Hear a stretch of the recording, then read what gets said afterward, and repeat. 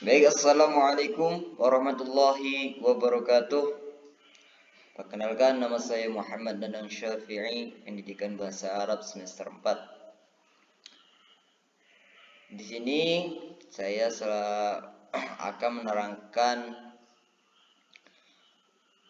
materi tentang kurikulum dan pembelajaran serta peran guru dalam kurikulum. Nah,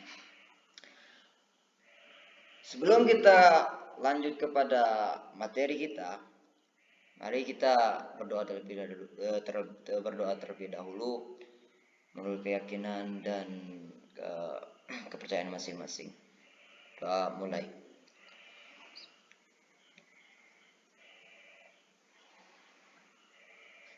Doa selesai. Baik. Selanjutnya, apa itu kurikulum? Nah, pasti pertanyaan-tanya. Dan di sini ada beberapa tokoh yang menjelaskan kurikulum itu terbatas pada pengetahuan-pengetahuan yang dikemukakan oleh guru atau instansi pendidikan. Nah, jadi kurikulum di sini hanya diberikan kurikulum ini ya hanya terbatas dalam pengetahuan ya, oleh guru atau instansi tertentu seperti itu. Nah, itu dikemukakan oleh siapa? Dikemukakan oleh Al-Shibani. Ya, itu menurut definisi beliau seperti itu. Selanjutnya dari Peter F. Olivia. Nah, apa kata beliau? Beliau berkata kurikulum sebagai rencana atau program. Nah, bisa dikatakan bahwa kurikulum ini adalah sebuah keinginan. Nah, sebuah keinginan menuju sesuatu yang diinginkan. Nah, seperti itu. Selanjutnya, menurut Abdullah Idi. Nah, menurut Abdullah Idi ada dua. Apa saja? Yang pertama, kurikulum sebagai bahan pelajaran. Nah, yang pertama kata Abdullah Idi bisa disebut juga kurikulum as subject matter.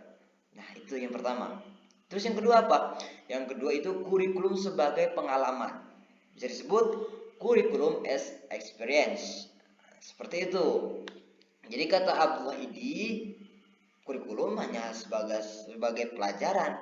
Selanjutnya ya sebagai pengalaman, seperti itu kan.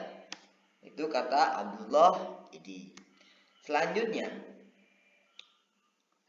apa sih kurikulum dan pengajaran? Nah, di sini akan saya jelaskan satu persatu melalui bagian seperti yang sebagian ini. Ya, di sini yang pertama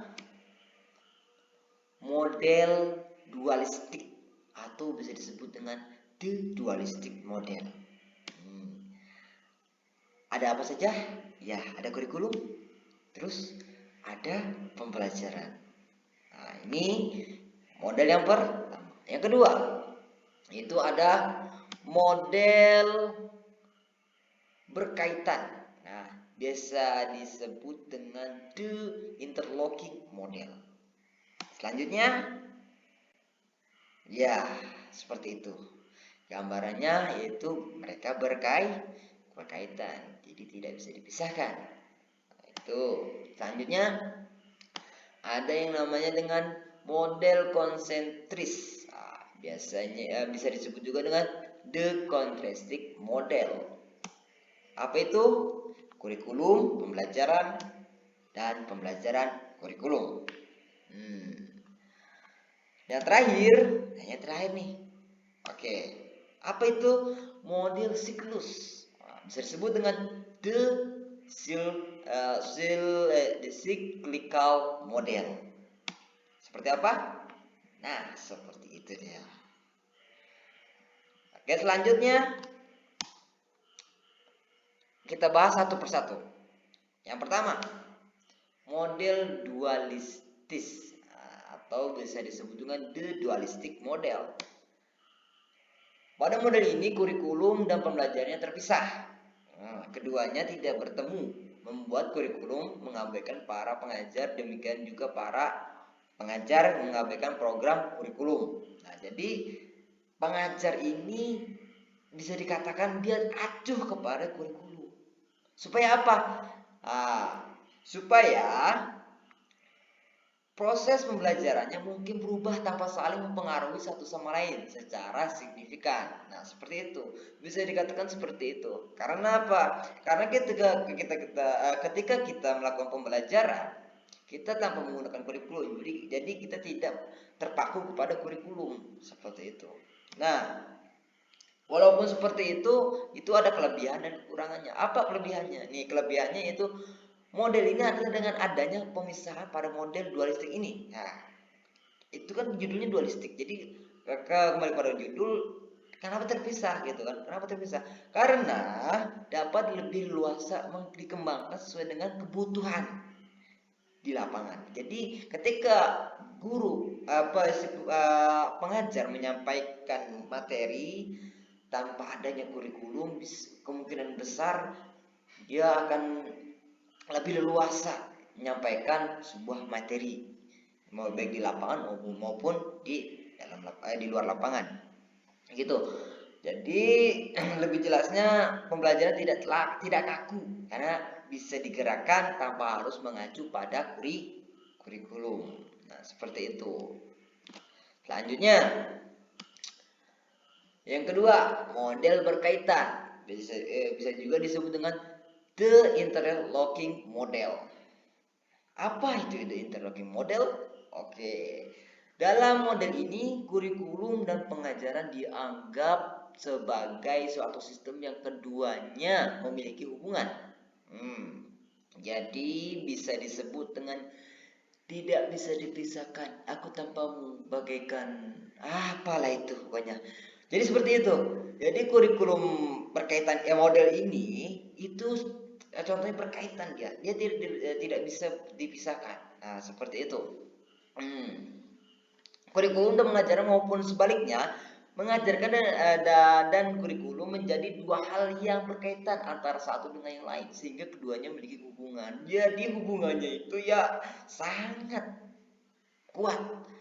Jadi tidak bisa dipisahkan dengan di dalam model interlocking ini. Terus kelebihannya apa? Nah, kelebihan model ini mengaitkan kurikulum dan pembelajaran. Jadi memandang antara keduanya tidak bisa dipisahkan. Ya, seperti yang tadi saya sebutkan bahwa aku tanpamu itu kayak apa gitu kan. Nah, itu orang-orang tertentu aja yang paham gitu. Selanjutnya selebihnya saya nggak tahu. Nah, hal itu tertentu membuat proses pendidikan menjadi selaras. Jadi teratur gitu. Jadi sesuai dengan apa yang kita inginkan. Di mana program dan praktek pembelajaran menjadi saling terkait dan mempengaruhi. Jadi tidak akan ada simpang siur di antara pembelajaran dan kurikulum. Nah, seperti itu. Selanjutnya, yang ketiga apa? Yang ketiga itu model konsentris. Jadi model konsentris nih the contrastic model. Nah, itu sebutan lainnya. Apa itu the concentris model?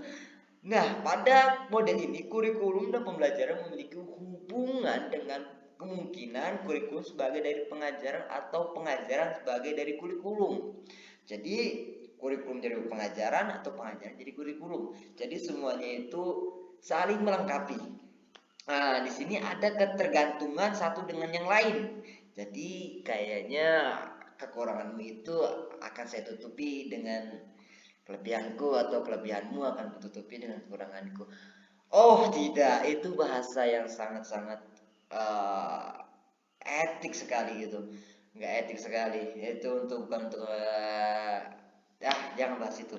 Oke, selanjutnya apa itu sih? Salah satu ya, jadi penjelasannya salah satu dari keduanya merupakan subsistem dari yang lainnya. Pada model ini banyak ahli berpendapat bahwa kurikulum lebih dominan dan pembelajaran sebagai subordinatnya dengan adanya lingkup besar dan kecil, dominan dan subordinatnya dari kurikulum dan pembelajaran ini. Nah, yang terakhir yaitu model siklus. Apa itu model siklus? Bisa disebut juga dengan the cyclical model. Nah, model ini menggambarkan hubungan timbang balik antara kurikulum dan pengajaran. Jadi dia itu bergiliran seperti hanya roda. Jadi di masamu akan terjadi di masaku, seperti itu. Jadi mereka itu ada saling menguntungkan satu sama lain. Jadi ketika kurikulum pengajaran, jadi mereka saling membantu seperti itu. Segala yang ditentukan dalam kurikulum akan menjadi dasar dan proses pelaksanaan pengajaran. Jadi kurikulum itu menjadi dasar dari pembelajaran seperti itu. Jadi pembelajarannya itu dipatok oleh kurikulum. Nah, sebaliknya, yang terjadi dalam pengajaran dapat dipengaruhi keputusan kurikulum selanjutnya. Jadi ketika kita menyampaikan pembelajaran seperti itu, pembelajaran bisa ditentukan oleh kurikulum selanjutnya. Jadi pengajaran itu mengikuti kurikulum. Seperti itu.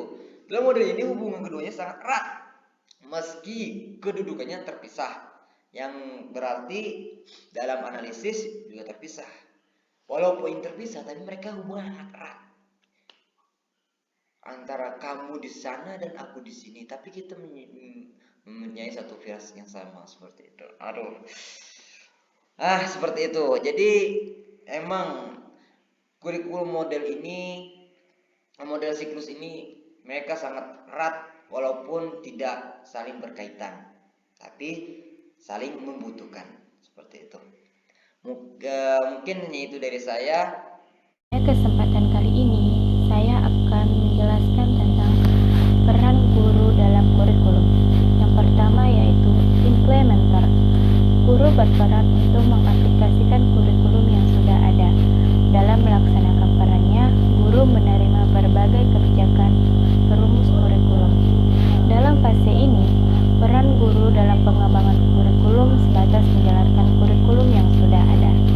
Yang kedua, adapters. Dalam fase ini, guru diberikan kewenangan untuk menyesuaikan kurikulum yang sudah ada dengan karakteristik sekolah dan kebutuhan lokal. Yang ketiga, self-focus. Guru memiliki kewenangan dalam mendesain sebuah kurikulum, bukan saja menentukan tujuan dan isi pelajaran yang akan disampaikan, tetapi juga dapat menentukan strategi apa saja yang harus dikembangkan peserta, bagaimana mengukur keberhasilan. Yang keempat, penelitian kurikulum. Peran ini dilaksanakan sebagai bagian dari tugas profesional guru yang memiliki tanggung jawab dalam meningkatkan kinerjanya sebagai guru. Yang kelima, guru sebagai pendidik profesional. Guru yang profesional harus memiliki kompetensi di antaranya.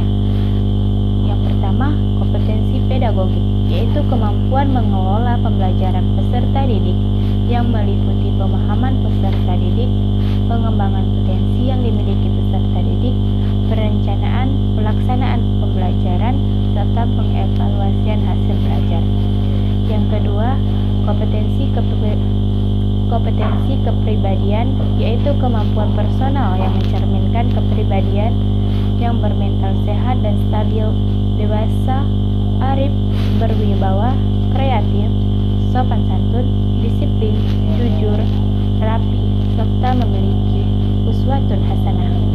Yang ketiga, kompetensi profesional, yaitu kemampuan penguasaan materi pembelajaran secara mendalam dan memiliki berbagai keahlian di bidang pendidikan yang meliputi penguasaan materi, memahami kurikulum dan perkembangannya, pengelolaan kelas, penggunaan strategi, media, dan sumber belajar, memiliki wawasan tentang inovasi pendidikan, memberi bantuan dan bimbingan peserta didik.